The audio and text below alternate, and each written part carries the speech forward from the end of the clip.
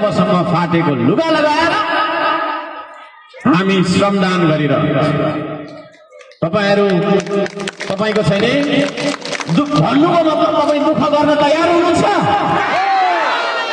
सुखको पछाडि हामी लाग्नु हुँदैन है। सुखको पछाडि लाग्ने हो भने म पनि आउनु मन लाग्दैन है। म त धरानको प्रमुख हो।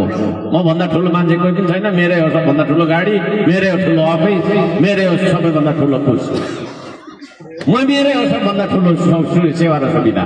त्यो सबै कुरालाई त्यागेर आज म धुलोमा र हिलोमा गाडी नआएको के को लागि आएको हो। यदि मैले मेरै फोटो भएको मेरै जस्तो टी सर्ट तपाईँलाई दिएको छु भने अब तपाईँ पनि मै जस्तो बन्नुपर्छ है।